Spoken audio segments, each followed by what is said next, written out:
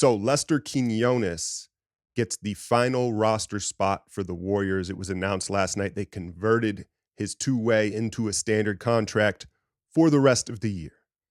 6'4", what is he, 23 years old, 210 pounds, undrafted out of Memphis. Now, initially, they may not admit it, but I think part of him being brought into the organization was he was James Wiseman's roommate at Memphis briefly. And so it was like, hey, let's take a look at this perhaps 3-and-D wing. And James knows him, right? And I don't want to discredit Quinones because he certainly has earned this opportunity, but I think that might have been part of the initial opportunity with the organization. Was he the G League Player of the Year last year, most improved? He had a lot of accolades with the G League team. We've seen him in Summer League a couple years. Worked a lot with Jordan Poole, has some similar physical characteristics, right?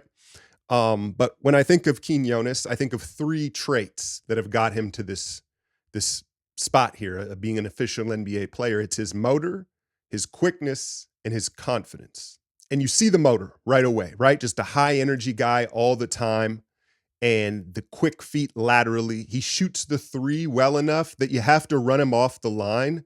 And then he has enough size and quickness to do stuff downhill. He has a vast array of shots, a big bag, if you will, because again, I think part of that was Jordan Poole. There were some Jordan Poole similarities, and things change on a bigger stage, right? But I have watched Lester for a couple years in Santa Cruz and again in the Summer League start games off 0 of 7, 1 of 8.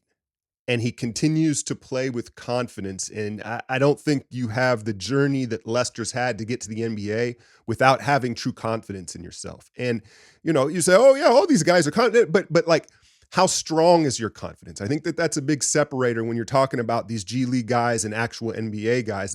They all have a lot of talent, right? But do you have the confidence to push through a slump or push through a slow start? If you have to score the ball and you start off 0 of 5, do you stop shooting the ball? There are a lot of guys like that in the G League. And Lester has shown me a true confidence in himself to go along with the high motor and good quickness. I'd say B+, almost A- level quickness in a 6'4", 6'5" frame. Defensively, I think is really where he's earned his keep with this Warriors organization and impressing Steve Kerr and getting called up here.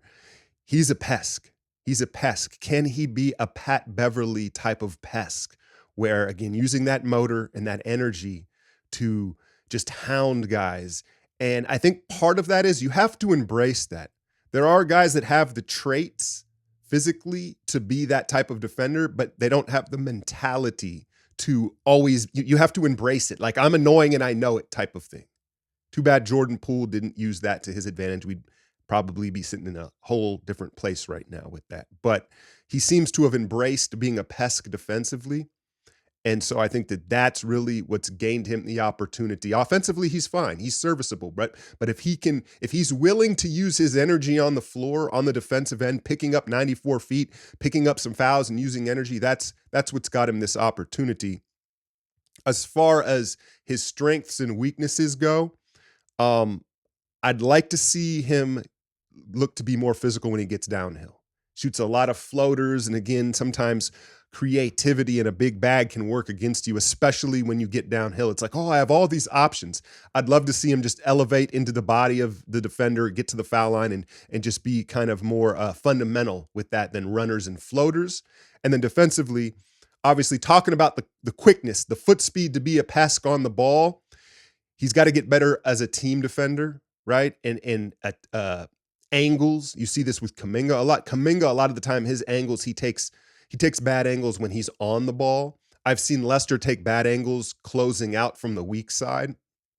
Part of that is KYP. Like, you'll see him, he'll get there. He'll close out, but he doesn't close out to the strong hand of the offensive player. Boom, they're by him, right? He's got to take better angles, and I think that will come with time and also learning the personnel in the NBA. Hey, this dude's only going to do this move out of the corner. Just take that away.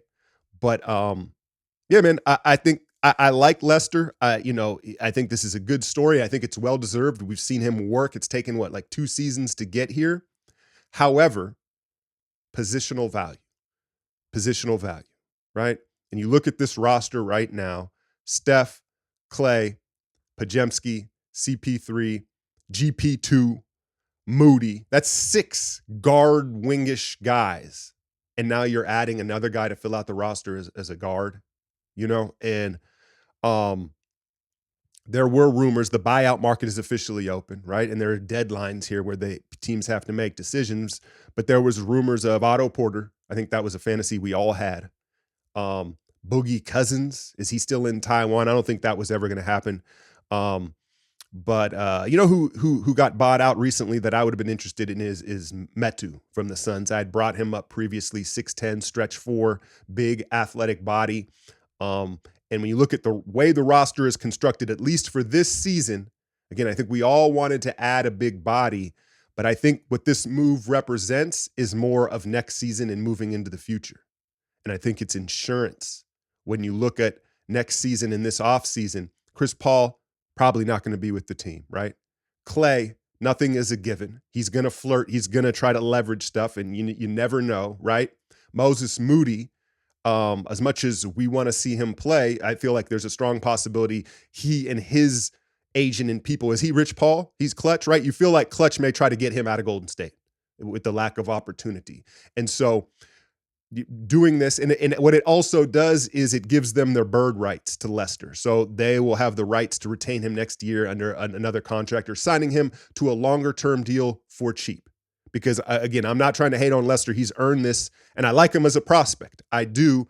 I just don't like him for the roster this year as far as what we need if we're going to make a push. And, again, that's why I say I think this is more of a long-term move and some insurance headed into next year, because as guard-heavy as we are for this season, I think the roster could look drastically different next season. But, yeah, man, after a All-Star weekend where I think the NBA has received a lot of backlash, rightfully so, these are the stories that you like to hear about. A dude undrafted, works his way up through the ranks, gets an NBA contract, and it's well-deserved. It's not a sideshow. It has nothing to do but playing good basketball and working towards it. And so I am curious, because I asked my patrons this last week. In Utah, before the break, Lester played the first half and Moody played the second half. Now, I get it. They have different skill sets, and you could say they play different positions, but the reality is in Steve Kerr's rotation and dichotomy, they kind of don't. They're battling for opportunity. And I would definitely say Lester's better on ball. And you see what he brings to the table. He can handle the ball a little more, and he can guard the ball a little more. Moody is going to rebound better, right? And he's going to be able to guard up. And so perhaps it's a situational thing. If you're playing a bigger team and you need more physicality and size, Moody gets that opportunity. If you need a point of attack defender and you want to play fast and speed the game up, Lester gets that opportunity. I think the problem is with young guys trying to establish themselves, when it's not a carved out situation where they know when they're going to play, it's tough for them to catch a rhythm and look their best, right? And so I proposed the question to you: who would you prefer in the rotation if it was one or the other? Again, I know they bring a little bit of different things, but I do think they are competing for opportunities here. We've got the Lakers Thursday. Now, that team, right, you imagine you might play more Moody, right? So it may just be a situational thing, but we always know that matchup is spicy. I don't know, is LeBron going to play? He's going to show up. He's going to show up. He always plays coy. I'll be back to cover that one. Hit that like, share, and subscribe. I'm out, y'all.